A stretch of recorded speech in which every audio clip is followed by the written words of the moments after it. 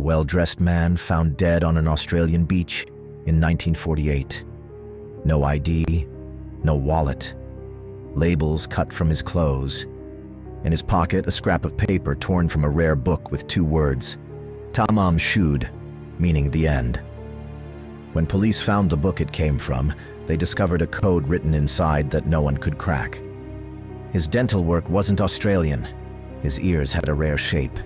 His body showed no signs of struggle. He is the Somerton Man. Welcome to Phobia, a podcast about horror, true crime, and mysterious events. Stories from the darkest corners of imagination, history, and unexplained reality. Each week, we bring you a new horror fiction, a dark crime, or a documented mystery. Some stories stay with you long after they've ended, and that's okay. The good ones always do. I'm Corvin Ash, and this is Phobia. On December 1st, 1948, the body of an unidentified man was discovered on Somerton Beach in Adelaide, South Australia. What should have been a straightforward case of identifying a deceased individual became one of the most enduring mysteries in Australian history. A case that would combine elements of Cold War espionage, cryptography, unrequited love, and the limits of forensic science. For more than 7 decades, the identity of the Somerton Man remained unknown. No missing persons report matched his description. No family came forward to claim him. The cause of his death could not be conclusively determined, though poisoning was suspected. In his pockets, investigators would find an unused train ticket, a used bus ticket, a comb, gum, cigarettes, but nothing that could tell them who he was or where he came from. The mystery deepened when police discovered a suitcase likely belonging to the man at Adelaide railway station, containing clothes with their labels removed, a stenciling brush, and other items that only raised more questions than answers. Then came the discovery of a rare book of Persian poetry, a secret code, and connections to a local woman who claimed never to have seen the man before, but whose reaction told a different story. Some mysteries are compelling because they seem just beyond our reach, tantalizingly close to being solved. The Somerton Man case continues to haunt us not because it's unsolvable, but because each answer only leads to more questions. To understand the mystery of the Somerton Man, we need to place him in the context of post-World War II Australia, a time when the Cold War was just beginning and espionage networks were being established across the globe. Adelaide, in 1948, was a relatively quiet coastal city, the capital of South Australia. The war had ended 3 years earlier, and Australia, like much of the world, was adjusting to peacetime. But international tensions were shifting as former allies became adversaries in what would become the Cold War. December 1st was an ordinary summer day in Adelaide. Temperatures reached about 100 degrees Fahrenheit, and Somerton Beach would have been a popular spot for locals seeking relief from the heat.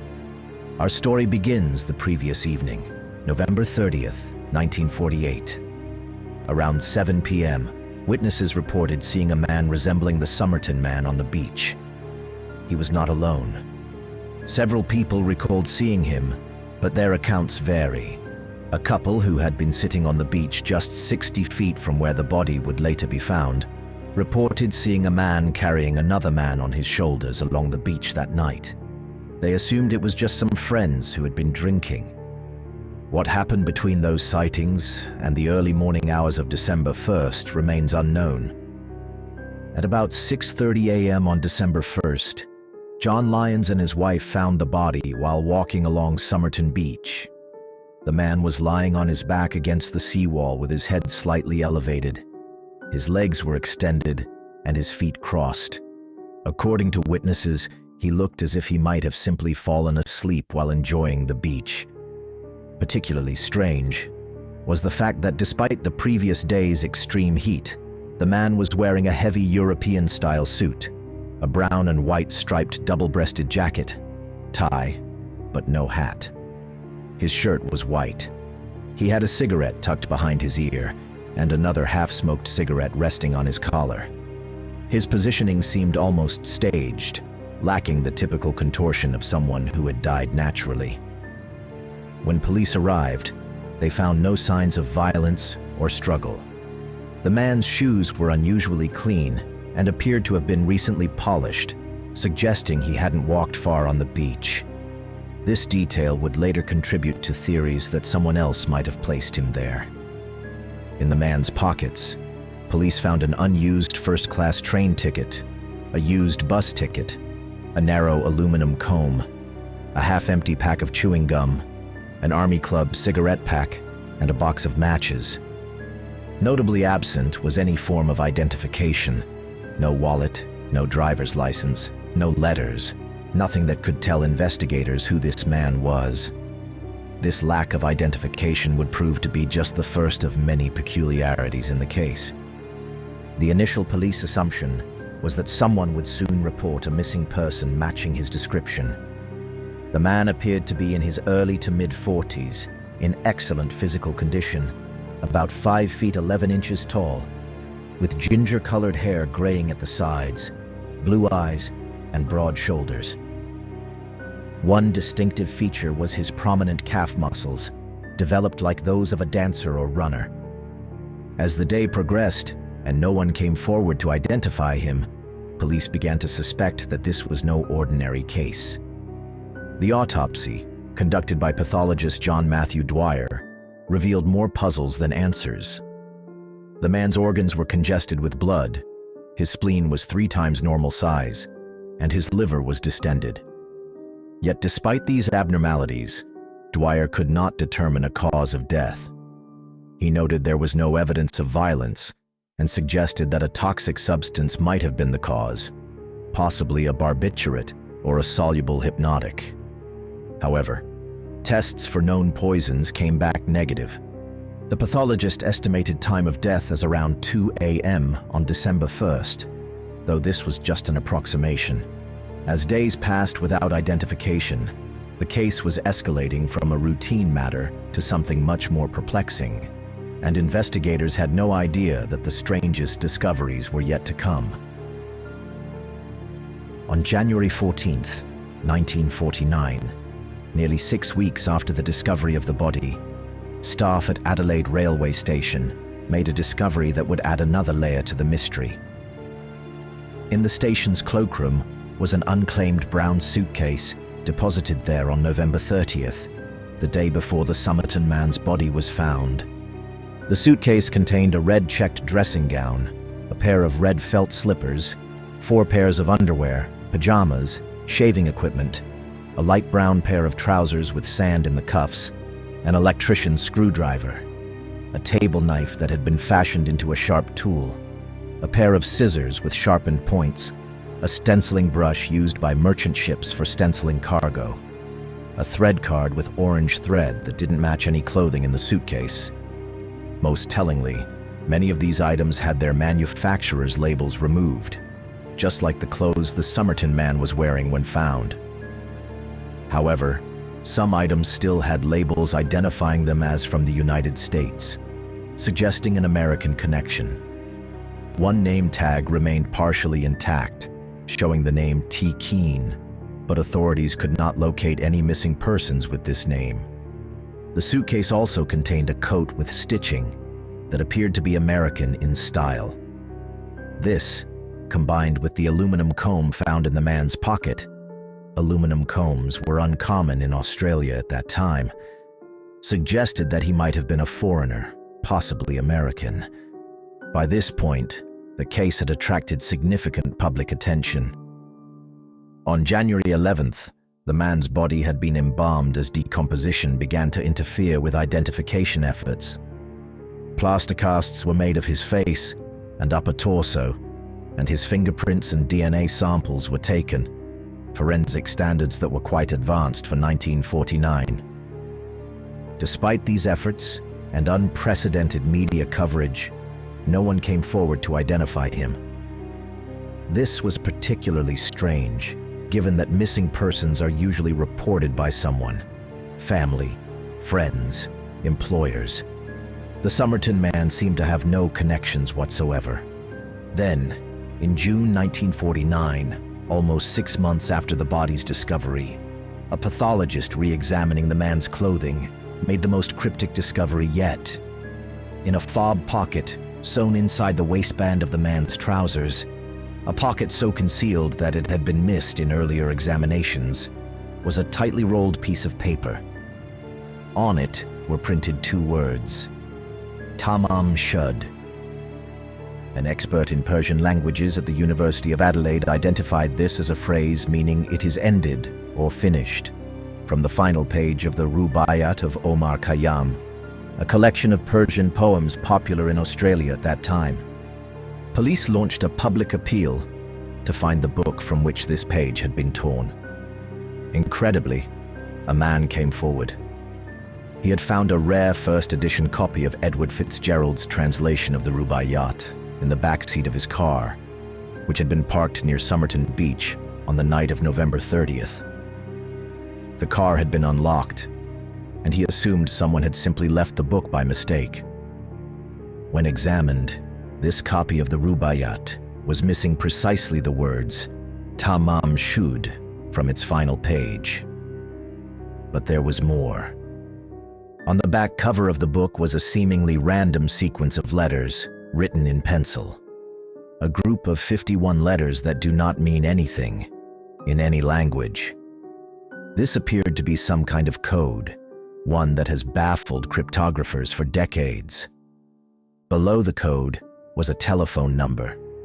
The number belonged to a nurse named Jessica Ellen Thompson, referred to as Jestin in police reports to protect her identity, who lived in Glenelg, the same beachside suburb to which the Somerton man had a bus ticket.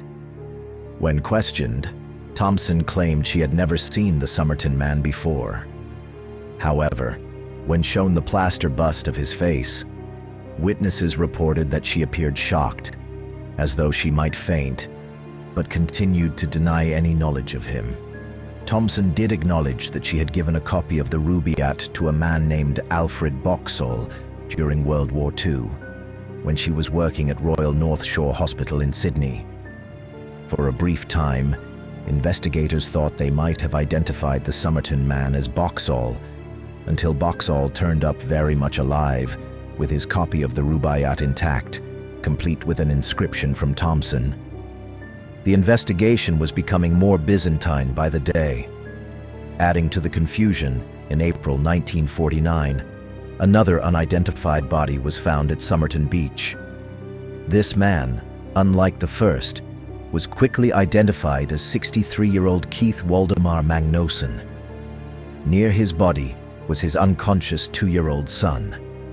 Magnuson's wife reported that her husband had become obsessed with the Somerton man case, claiming to know his identity.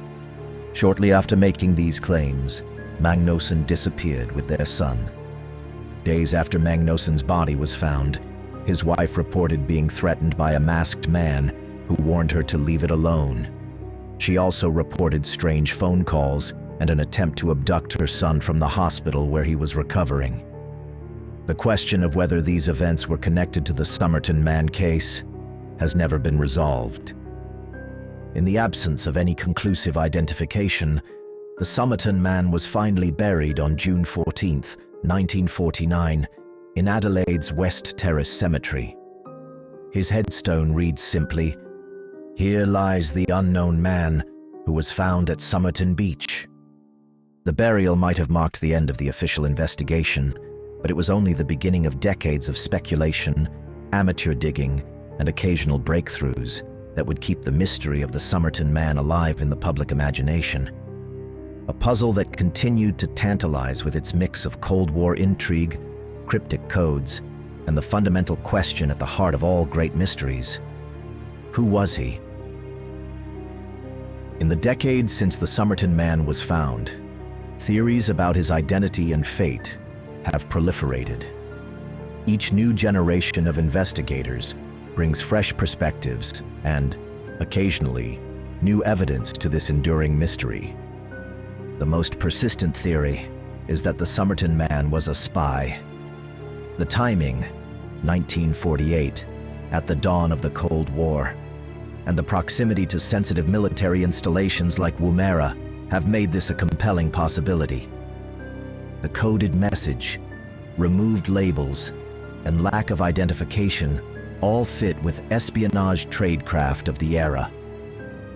Professor Derek Abbott of the University of Adelaide, who has studied the case extensively, noted, "This was the beginning of the Cold War.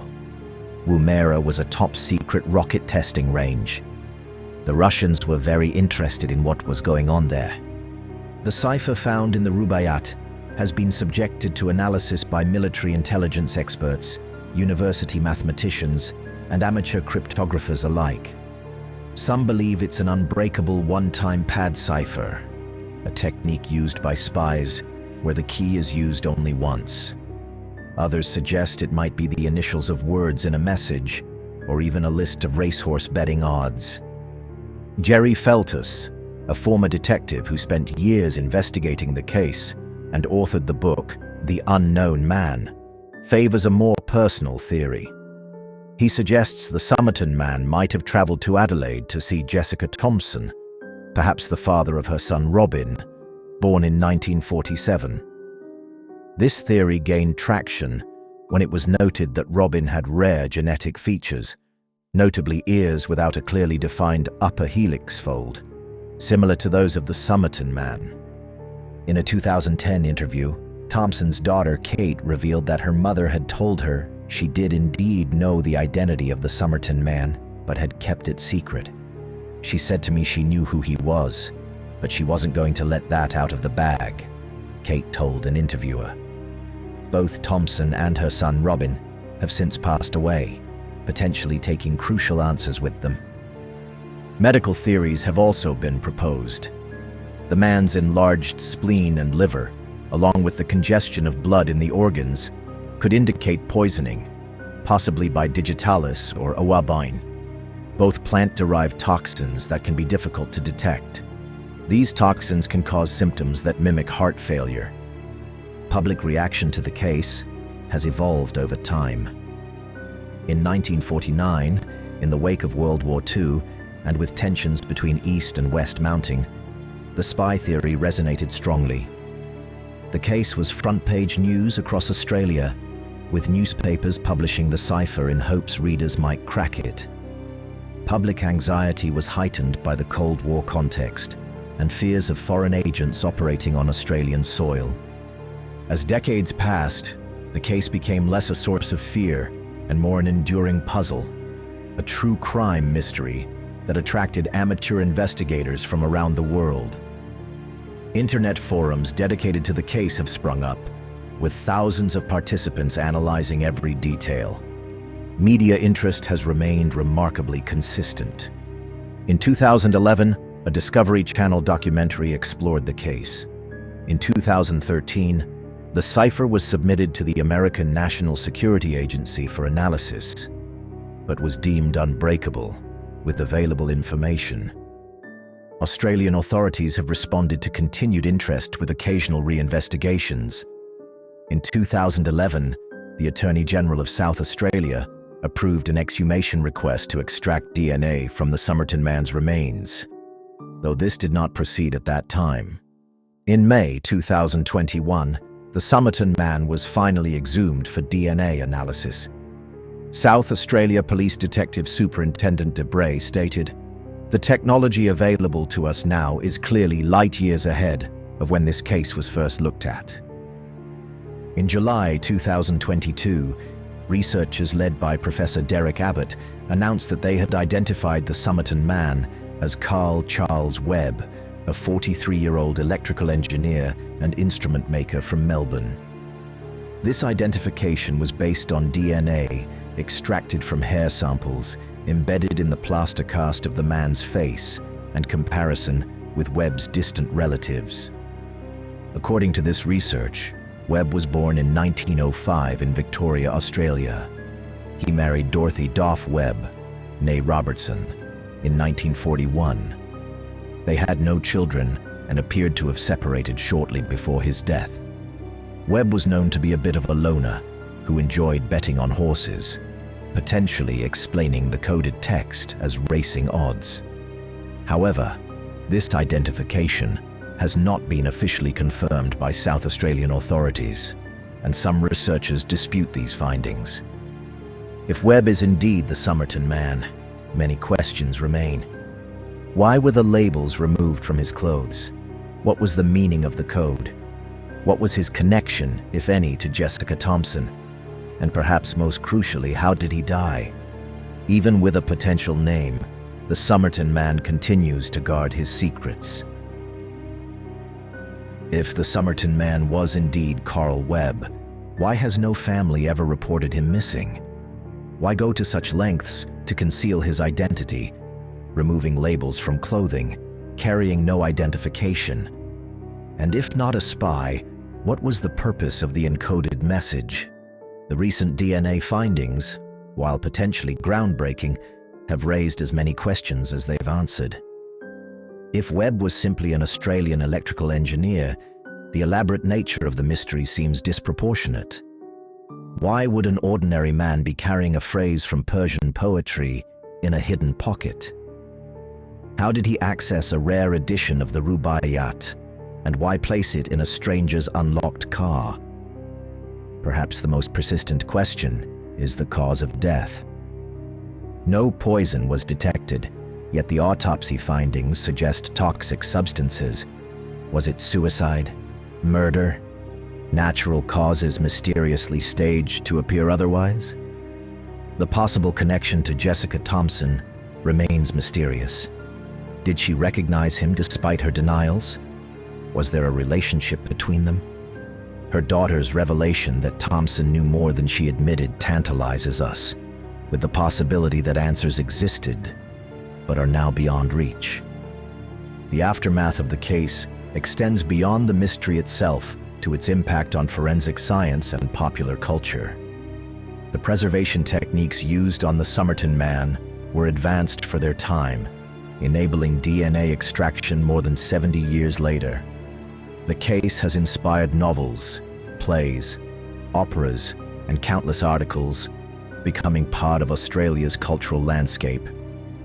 For Adelaide residents, the mystery has become entwined with local identity. Somerton Beach, once just a pleasant swimming spot, is now a site of dark tourism. Visitors stand where the body was found, trying to imagine that fateful morning in 1948. The recent identification, if confirmed, would close one chapter of the mystery, but the full story may never be known. Some cases resist complete resolution, existing in that unsettling space between known and unknown, reminding us that even in our age of DNA and digital footprints, a person can still become a ghost, lingering in our collective imagination, refusing to be fully understood. A man dies alone on a beach. In his pocket, 2 words: "It is ended." Perhaps there is no message more fitting for a case that continues to defy closure. Every answer we uncover seems to birth new questions. Every thread we pull reveals another knot. Even if we accept that the Somerton Man was Carl Webb, an ordinary electrical engineer with a failed marriage and a penchant for horse racing, we're still left with the fundamental mystery of how ordinary lives can become extraordinary mysteries. Interestingly, Tamám Shud comes from a poem about the finality of death, how all our secrets, intentions, and private thoughts ultimately disappear with us. The poet Omar Khayyam wrote of how the moving finger writes, and having writ, moves on. For the Somerton Man, time's finger has indeed moved on, through 7 decades of speculation, investigation, and fascination. Yet something of him remains, haunting our collective imagination, a reminder that some puzzles are valuable, not because they can be solved, but because they remind us of how much remains unknown. I am Corvin Ash, and this was Phobia, where stories move between reality and nightmare. Thank you for walking this path with me. If you liked this episode, consider following the show or leaving a review. It helps more than you know. You can find Phobia on social media at Phobia Podcast for a glimpse of what's coming next, or to share your own most unsettling stories. Next week, we'll return with something new, a dark case, a mind-bending mystery, or a blood-chilling story. Whatever it is, it will stay with you. Until then, stay safe